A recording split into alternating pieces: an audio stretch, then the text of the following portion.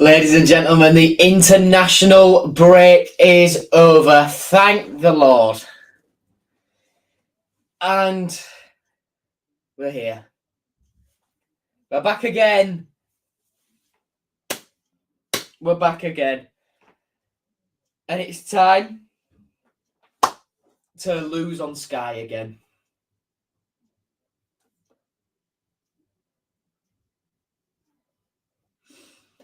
We're on Sky TV, lads. We're in the mud. We're in the mud. We're in the mud. But it's been a while. How are we all? Hope you're all well. Sorry there haven't been any content over the international break. I've used this time to refresh, to regroup, to reset, and get my teeth focused a little bit more into my A-levels and stuff like that, whilst also preparing for Matchday vlogs in the background. So instead of doing all my graphics, like, look, let me show you my big Matchday vlogs folder.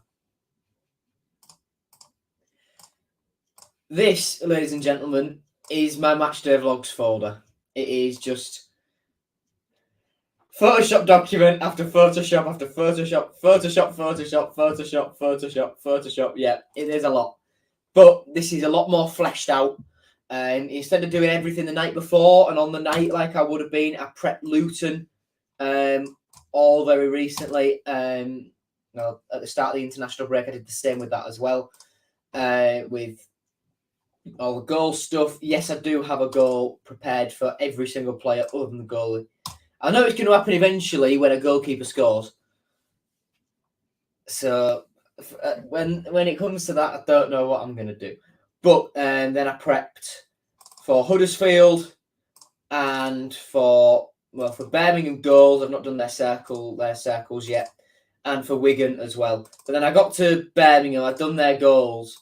I'd done these goal graphics, and I just got sick and tired of working with the colours blue and white. I was fed up with that colour scheme. I was so fed up.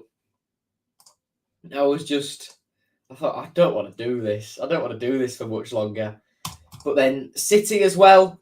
That's looking a little bit more fleshed out now. And now I've been chatting to some academy boys. I've got some more of their squad numbers as well. So I've filled them in, ready just in case. One of which is Jim Sims. I had a DM conversation with Jim Sims the other night. And we'll touch a little bit more on him in a little while. But what I'll also show you, if I just go out of there, are my autograph cards for this year, because I am very, very pleased with how they look. So I'm going to show you. A lot of these have been signed. Like, let me get the book out. So like Ingram, I've printed out and had signed. Same with Coyle and Elder and Greaves and Jones and Figueiredo. Tufan as well. Not Doherty yet. Not Sayed Manesh because I've not seen him. Not Salah. Not Emmanuel yet. Baxter I have. Cannon I have. Woods I haven't just yet, I don't think. No. Longman I've got done. Traore I haven't seen since I got my picture with him. Oscar's all done. Malik, that's his autograph from last season on that one. Ty Smith, all signed, as is Randell. Seri I've seen, but he was late deliberately, so he didn't have to sign anything. Scott, also not, but then see, coming into here now, it's a little bit more thin. So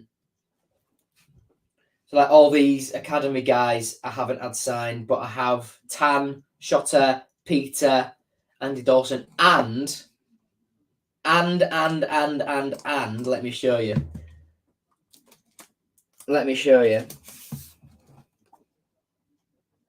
The main man. This is what they look like in the flesh, by the way. I'm really, really pleased with these.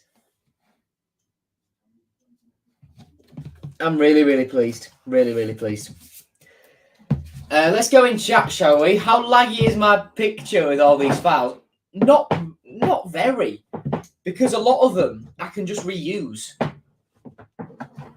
So like all my stuff from this season, as long as squad numbers don't change, I can just recycle it into next year and just update with squad numbers that change, which is nice because I'm going to keep the design language very similar now because I've got one I don't need to fiddle about too much with.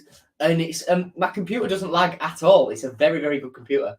Thoughts on Jim Sims potentially being involved? Like I say, I had a DM conversation with Jim the other night. Incredible kid. He's got shirt number 50. So yeah, I'm excited for this boy. I'm very excited for him. And Shotter's already said, look, he might potentially get him involved. If he does, I'll be buzzing. What I will say is, without Oscar Estupinian and without, I don't think we'll have Estupinian. I'm just saying it how it is. I don't think we'll have Oscar.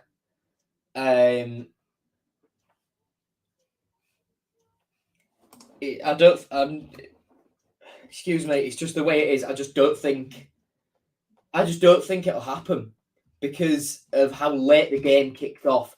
We'll touch more on team news in a second. I'm just fiddling with something on here.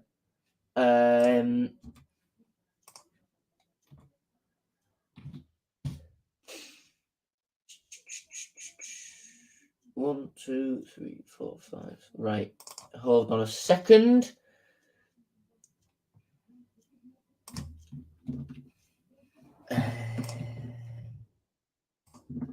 There we go. That's almost done.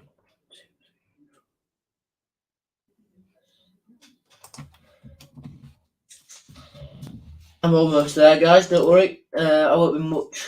Well, I shouldn't be much longer. But you never know these things. While I'm faffing about waiting for stuff to load, I'll keep going through chat because I've missed a lot. I understand. Yes, Joe, big fan of yours. Brandon, lovely. All across Hull. Anywhere in Hull, I respect. Worry for tomorrow, but we'll take a draw. I'd definitely take a draw. But I think if we don't win, Shotter should go. Just way it is. Right, let's go right up to the top now.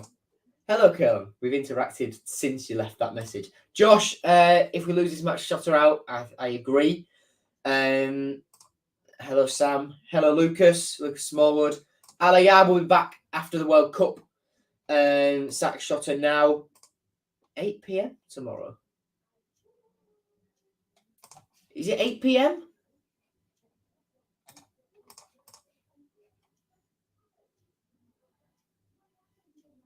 No, it's 7:45. It's 7:45 kickoff tomorrow, Des. Rhythm is an answer. Shotter ain't the answer. Fair.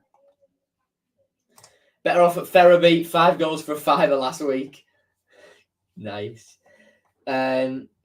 Paul thinks he's been right all along. Traffic will be bad because of Hull Fair. Hull Fair hasn't started yet. Hull Fair won't start. We never have home games during the duration of Hull Fair. So they're going to start coming in, but we don't have a home game until the 16th. No, hang on. When does Hull Fair start then? When does Hull Fair start? Because we've got a couple of home games. So next week we haven't got a home game. We've got a home game in midweek against Wigan. Then we've got Huddersfield in a week until Birmingham, and then Rotherham away. And when's Hull Fair then? When's Hull Fair? I'm going to have to do a Google. Hull Fair 2022. Friday the 7th of October to Saturday the 15th. Oh no, so we don't have a home game. So we don't have a home game then. We play Huddersfield on the Sunday after this, and then we play Birmingham on the day following this.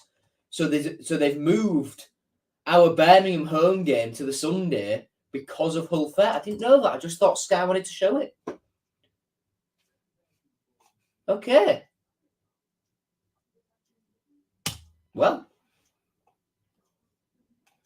Yeah, A-levels is 16. So you do your A-levels 16 to 18. And then, well, you go from the September after you've turned 16 through until the June. So you're through until the June 2 years later, basically. How's that June? I think he's okay. He's been discharged from hospital, but there's not too much I can say. Thinking ahead, but one of the kits needs to be blue. Interesting. Sims will be the missing link, but on poor wages, he'll score. He is on a pro deal though. Is Jim Sims? So boys making moves. Arjun's fine. They've started Hull Fair. That's no surprise. Friday the 7th. Yeah, 8 days. Yeah, Cynic. Is Cynic ready for this game? Cynic will sink. Right.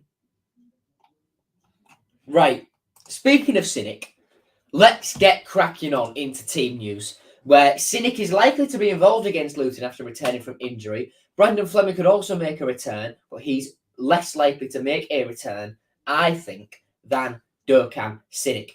Mika Seri, Pelkas and Estupinian have all been away on international duty, and they are going to be assessed individually. And by now, they have been assessed individually because it's been the day of whatever. And Harvey Vale picked up a groin injury on international duty with England under 20s, and he's going to be out for the next 3 weeks.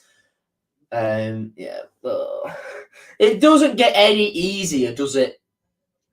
One back fit and another one in the exact same position goes.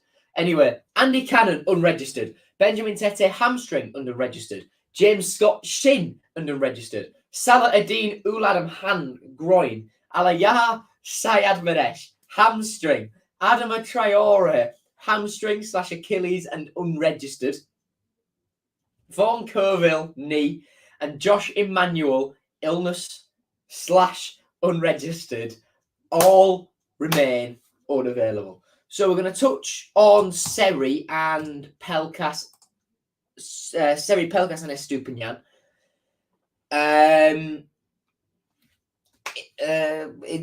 As individuals. So personally, I think that Seri will be fine. I think Pelkas will be fine. I think they'll both play. But Estupinian, I don't think will. I just get that little feeling. And this is just a gut feeling. This isn't, I've been told something and I'm not sort of falsifying and I'm not leaking information here. This is just a feeling I've got, which states that, well, which is just telling me that Estupinian isn't going to play. It's just telling me, someone's telling me he's not going to play. I just don't think, because his game for Colombia kicked off at 3 a.m. UK time Wednesday morning, right? So then after that, we have, what was I going to say? I've lost my train of thought. Estupinian game kicks off at 3 a.m. UK time. That means it finishes about 5 a.m. UK time on Wednesday morning. Once he's showered and out and got all the stuff, that's probably about 7 a.m. Wednesday morning. Then he might have to wait for his flight, however long that might be. That might be another 3 hours. Let's just say. That's 3 hours. So that takes him up to 10 a.m.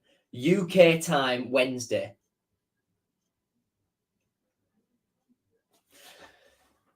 So we then have what is a 10-hour flight, give or take. So that's from 10 a.m., 11, 12, 1, 2, 3, 4, 5, 6, 7, 8. That's 8 p.m. Wednesday UK time.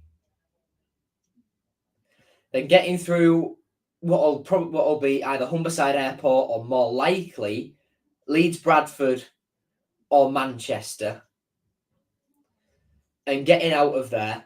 By the way, I think shutting Doncaster Sheffield Airport is an absolute joke. With such a big catchment area, not having a major airport, it's a joke. It's an absolute joke. Do I hope that another company comes and buys out Peel and keeps it alive? Yes. Do I think it'll happen? That's a different story. But it's a nice little airport, and it had the real potential to be a transport hub. A nice little airport in the middle of Yorkshire, accessible for the east, for the west, for the north, and for the south of Yorkshire. Little, small community. Everyone's much more friendly. Everyone's more welcoming. But no. But Liz Truss did say on her first day in office she would do everything in her power to keep the airport open. So if you take the budget,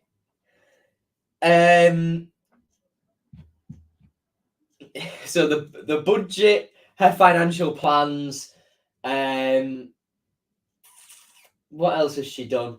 Her roots as a Liberal Democrat, and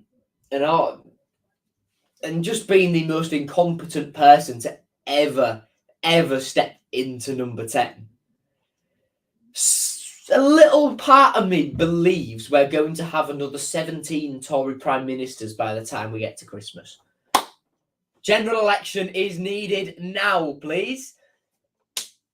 Anyway, back to Oscar. He won't have landed until, he won't have actually got home, back to Hull, at the earliest 10 p.m. yesterday. So, and with jet lag, I don't think he's fit. I don't think he's ready. No, I just don't think it'll happen. I think we're going to be without Oscar Estupinian.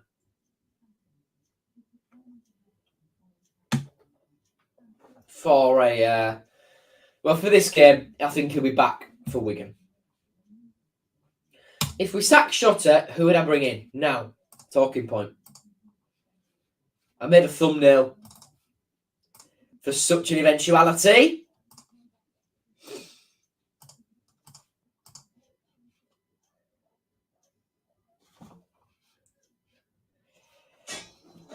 Now, in case you're wondering, that's a picture of me and Demetrius Pelkas.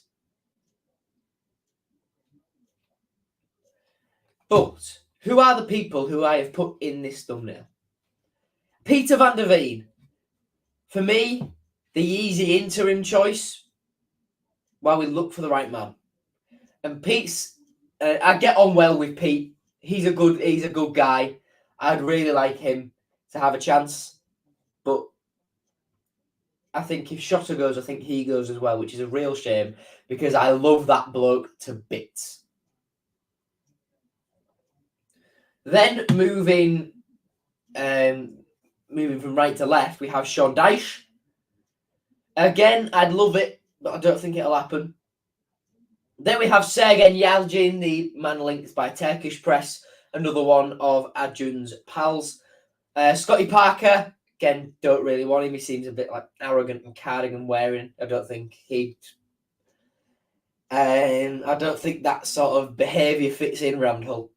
Carlos Corberán is the man after Van der Veen and Dyche. He's the man I'd want most.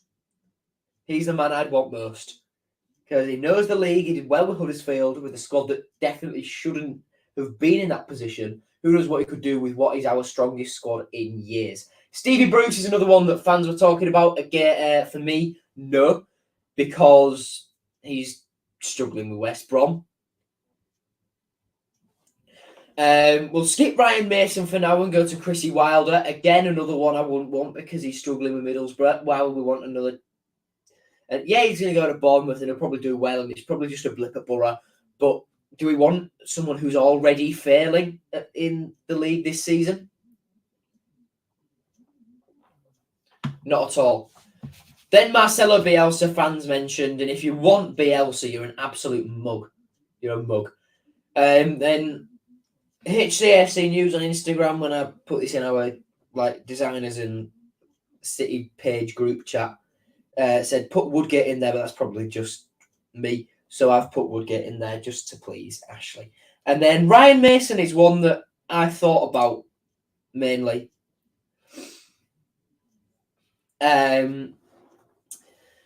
He's the youngest ever Premier League manager there's ever been.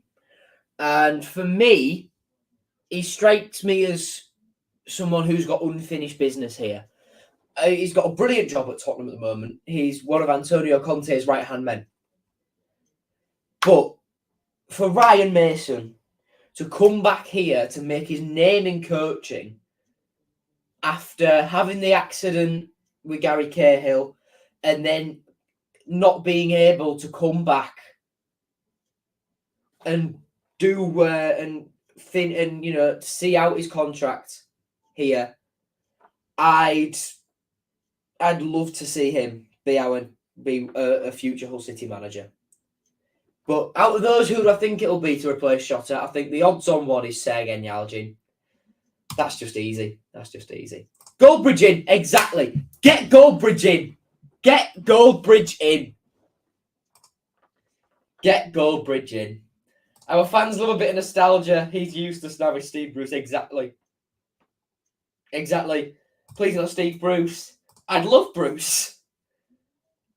No. Yep, Sergen Yalcin. Fatih Terim. Thoughts on Keir Starmer as future Prime Minister? Yes, please. As in case you haven't gathered already, I massively dislike the Conservative Party. And once I can vote in 2024, I know exactly which box I'm ticking on my ballot paper. But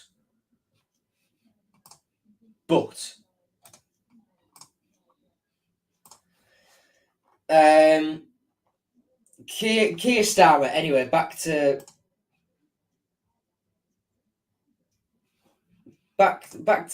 Keir.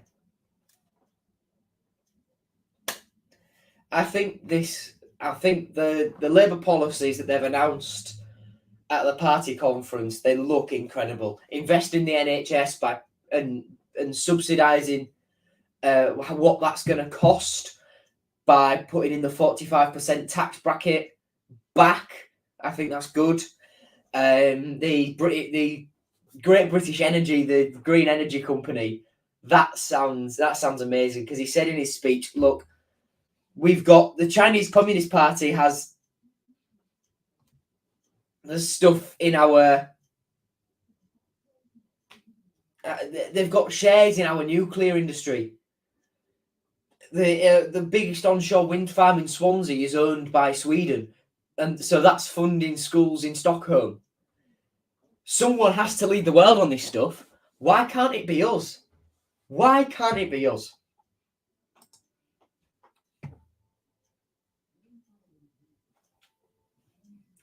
We need speed. We do need ISO speed. We do need speed. Rosinia's a shout. Phil Brown on no one. Let's not talking about politics. Not even made it past team news. Good point. Oh God! Right then, let's crack through this. Ref watch them. Let's fly through. I've not actually loaded up the referee appointment. That's a great start, isn't it? This is how zoomed in I have to get it, by the way, to get it in this view. Referees James.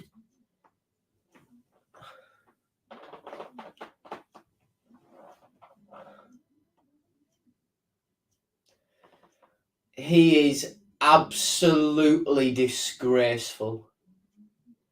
We have got ourselves pretty much the worst referee in the championship for this game.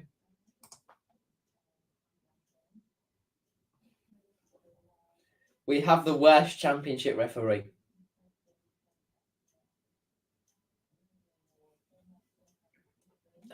Ah!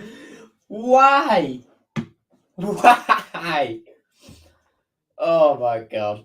Two liners, Sean Hudson and Andrew Fox, fourth official. Darren Bond. Oh, why? Why?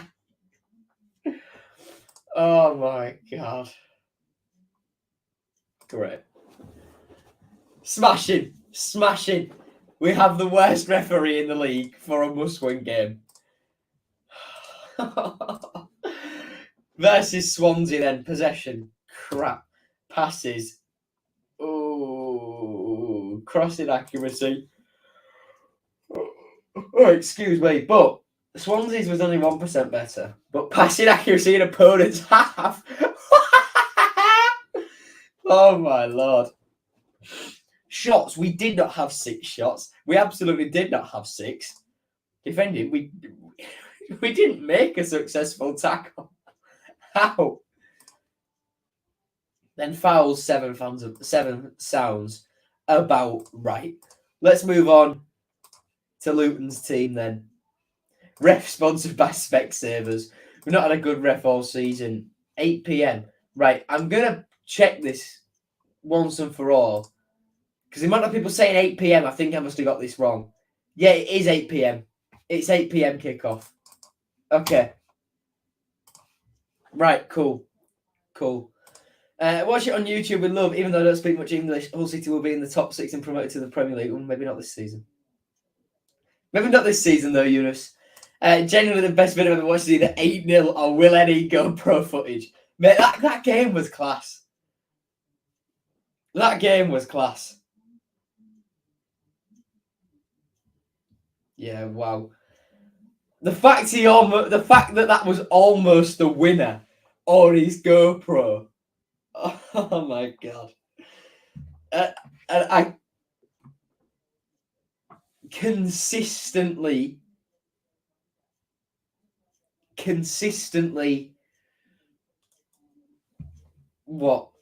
what's the word? I forgot what I was going to say. It's been a long day, guys. It's been a long day. It's been such a long day. I need a haircut. I look a state. I need, yeah. But anyway, the fact that he could have scored the winner. I was going to say, I was just repeating consistently now. The fact Stephen Tries consistently just kept slating him for the GoPro on commentary was incredible. Stephen Tries was absolutely incredible on commentary. And Spencer Owen was fantastic as well. Oh, wow. What a game. Right, we're going to lose 2-0 tomorrow, says Ben. Seems to be refs are telling us to get up and play when we get bulldozed. When we touch someone and they throw themselves to the ground, the ref buys it. Exactly. Right, let's keep moving. Head to head, let's have a look at Luton's team. Then, so with 44 million injuries in goal, hence why they had Matt Ingram on loan last year. They signed Ethan Hovarth from Nottingham Forest to play in net for them. Then at the back, they go for. I've just taken away where I'm looking at Luton's team. There we go. So at the back, they tend to go for a back three of Reece Burke, Tom Lockie was in there, and Sonny Bradley was not in there. In their last game. Is that due to injury or something? Because it was Dan Potts. But then they have wing backs. They've got James Bree and Amari Bell. Then they're moving to a midfield triumvirate of Henry Lansbury. There he is, Alan Campbell and Jordan Clark, with a strike force that looks incredible. Collie Woodrow, Carlton Morrison, and then is Adebayo injured because he wasn't on the bench in their last game. And then there's Harry Cornick too. There's so many good attackers that Luton have. Like Cornick will score goals. Morrison will probably score a lot. Woodrow's decent goal scorer. Adebayo terrorised us last year. Still got Cameron Jerome. Yeah. That's incredible. That is absolutely incredible. Stephen and Spencer have to be commentators for Super Sunday or something. Agreed. Oh, Grandpa Joe, what are my thoughts on Coxie drinking a full 2-litre full-fat bottle of Coke every night before bed? God, how many hours of sleep do you get? How many hours of sleep? Like every team, Hull City is a bit faltering, but a completely new team will adapt. They will do great things. Interesting. Right, current form. Let's have a look first at Luton's 1, 2, 3, 4, 5. Right, there we go. So, they drew 1-0 with Sheffield United, then beat Cardiff 2-1, lost to Wigan, drew with Coventry, then beat Blackburn. And then moving across to City. I'm sorry, I'm sounding worse for wear. I've got a really bunged up nose now, and I need to blow my nose. So you have to give me a moment in a few seconds. But our form: 2, 4, 5, 4 defeats out of our last 4. That's all you need to know. Right. I'm just gonna BRB while I blow my nose. So just hold on.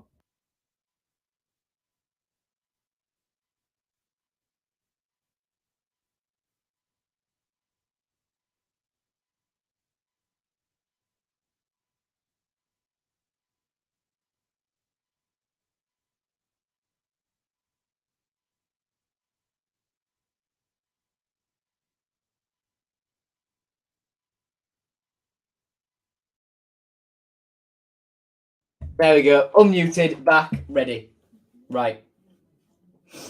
Let's go. Let's get going again. Who do I think scores tomorrow? Well, for Luton, a lot of players.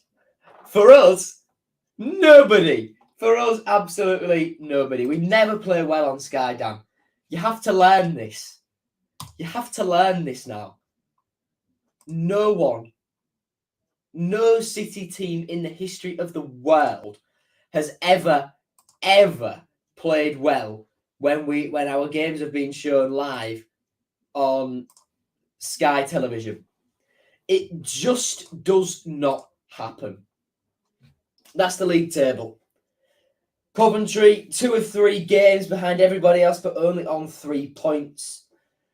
We, as you can see there, have gone down to 20th after our poor run of form, and Luton, after starting the season appallingly, have climbed. They are now 11th. And their form looks good. Ours does not. It doesn't bode well, this. It doesn't bode well. Can someone cut the Sky cable? Yes! Yes, please. Yes, please. Yes, please. Hull City could have Barca 2015 team and still lose on Sky. We would. We could have prime Messi, Neymar, Suarez up top together, and we would still get battered on Sky. It's just the way things go. It's just the way things go.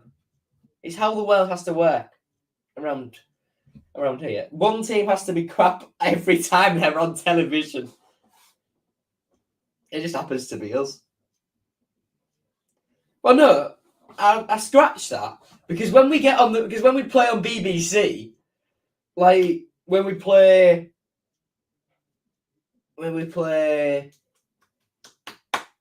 Chelsea or Everton on BBC in the FA Cup, we look brilliant, but we can never do it on TV in the league. Never. Around the grounds, so we play Luton tomorrow, and yes, it is an 8 p.m. kickoff. West Brom Swansea is the early kickoff on Saturday. No, it's not an early kickoff on Saturday. All of them are 3 o'clock kickoffs on Saturday.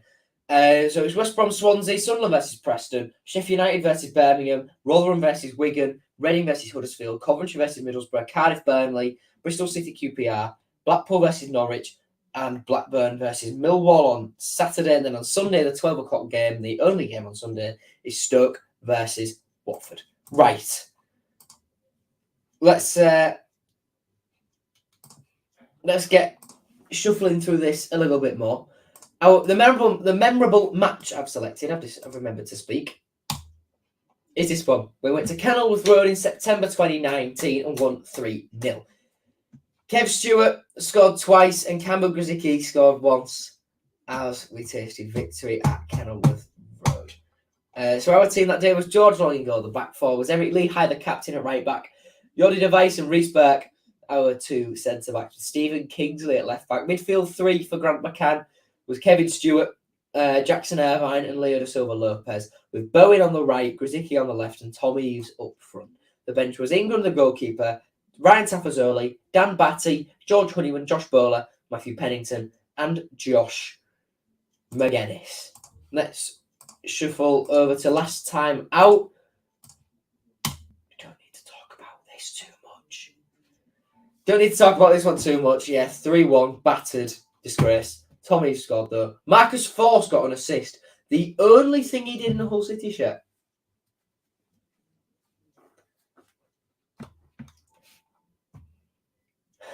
No, he scored against QPR, didn't he? Almost skied it from half a yard out. Ingram in goal. The back 3 was Jones, McLaughlin, and Greaves. It was Longman at right wing back, Elder at left wing back. 2 centre mids were Smallwood and Doherty. Honeyman and Lewis Potter were behind Tom Eaves. The bench was Baxter, Syed Manesh, Huddleston, Deshaun Bernard, Slater, Marcus Force, and Liam Walsh. Liam Walsh, eh? Liam bloody Walsh. Liam bloody Walsh.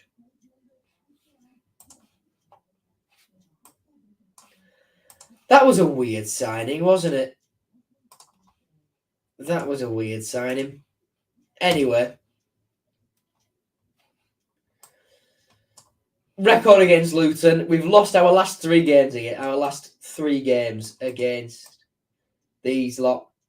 So I'm not expecting miracles, and I am fully expecting it to be 4 defeats on the trot.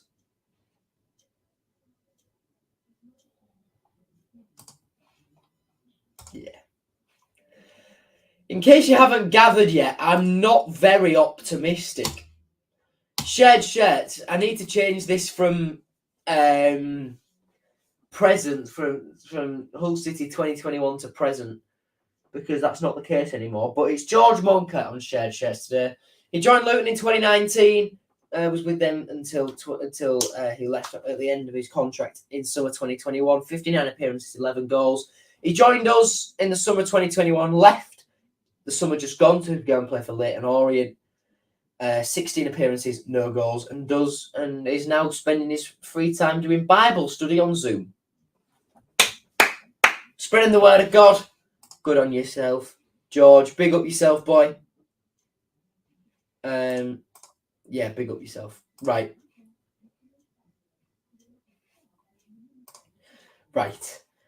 I'm just going to make a few finishing touches to my predicted team here, and then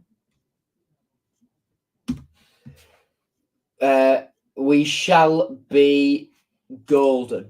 So just hold on.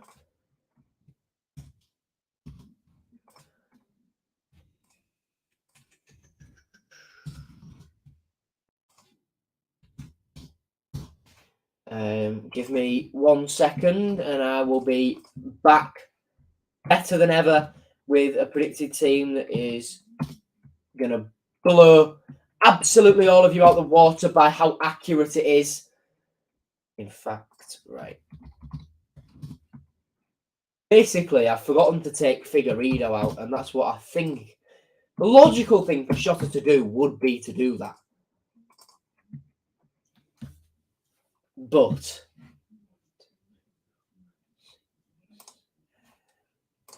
is that what Shotta Arveladze will do? Because Shotta could do many things. As to what will actually happen,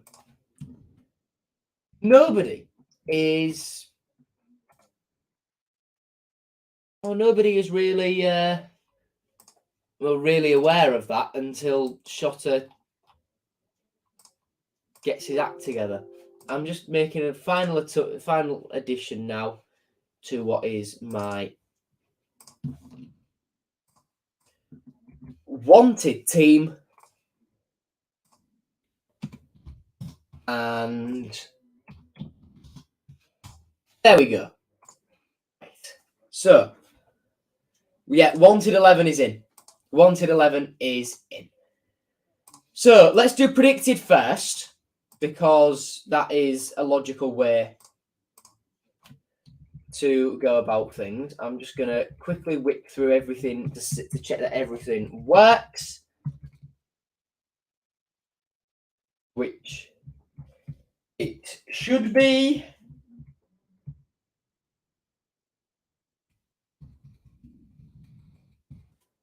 And it is. So, I think Shotta will abandon the fallback.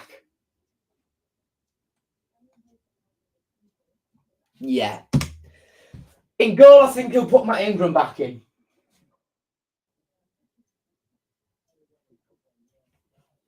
Don't know why I think that. I just think he will. Centre-backs will be Greaves, Jones and McLaughlin. I hope and pray. Right wing-back Coyle, left wing-back Elder, central mid, Tufan, Seri and Slater. Attacking mid, Pelkas. And then up top, I think will be Tyler Smith. No Oscar Estupiñán. Bench, Baxter, Figueiredo, Cynic, who I think will get him a couple of minutes. Ryan Woods, Ryan Longman, Cyrus Christie, and Jim Sims.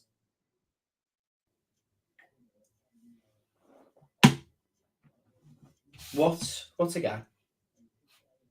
That's my guy, Jim Sims. That's my guy.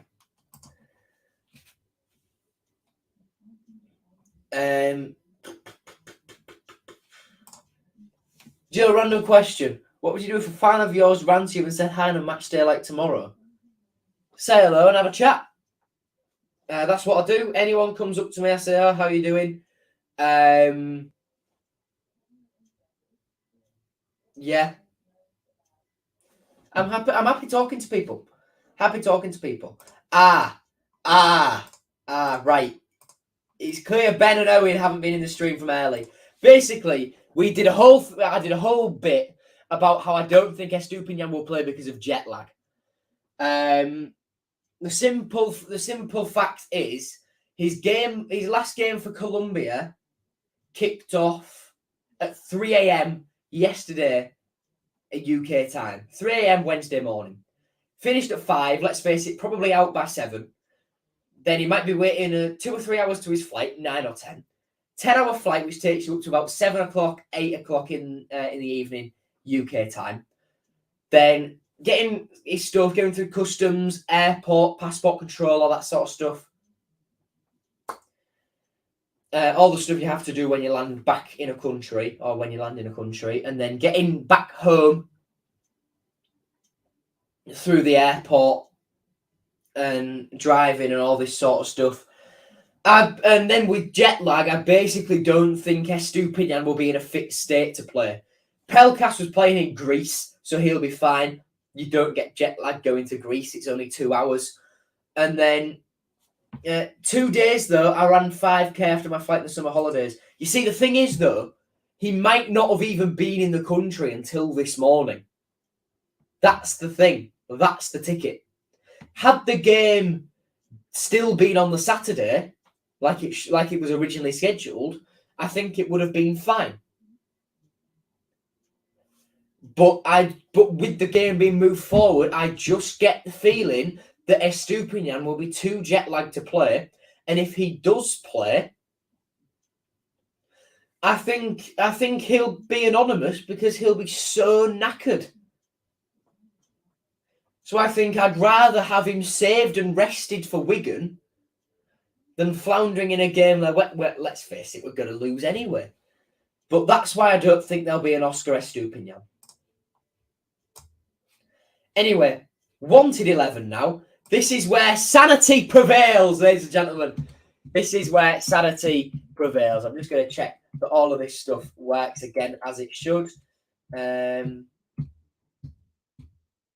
Yeah, good so far. Still going well. There we go. Right. All is checked. All is ready. All is good to go. Let's do it. Wanted 11 time. I'd still go 4-3-3. And I'd go for in goal, Nathan Baxter. Right back, Cyrus Christie. 2 centre-backs, the captain, Jacob Greaves, and Xavier Simons. Why Xavier Simons hasn't played yet, I have no idea. But that's a story for another time. Left back, I think, will still be Elder. I think Fleming might just be another week away. I think he might be involved against Huddersfield.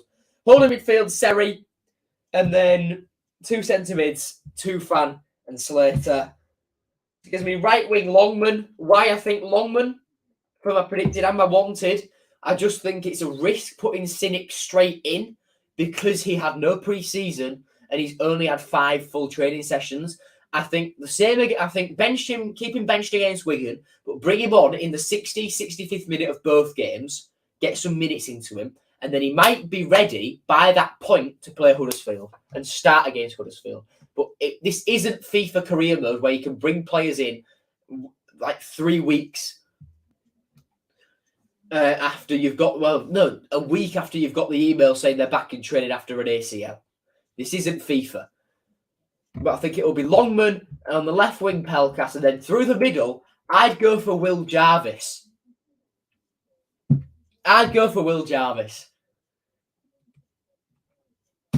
And then on the bench, Ingram, Coyle, Jones, Cynic, Woods, Tyler Smith, and that man, Jim Sims. In Josh Hines, in Jim Sims, and in Will Jarvis, the future of Hull City up front is safe.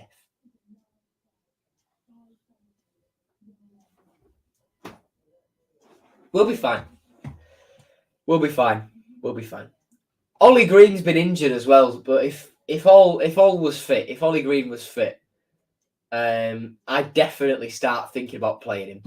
Coville injured, did his knee against Bristol City. He's out for the rest of the season. We did discuss this in team news right at the start, Lucas. We need someone from the Championship to manage to have another shot of situation from these crap foreign leagues. Ooh. Last year, the fans didn't want 4-3-3. Now the fans want 4-3-3. Grant McCann must be fuming. Exactly. Right. Predicted score. I think we're going to lose. 3-0. 3-0. Morris will score 2. If he's fit, Elijah Adebayo will score 1. I think we're gonna get slightly. Yeah.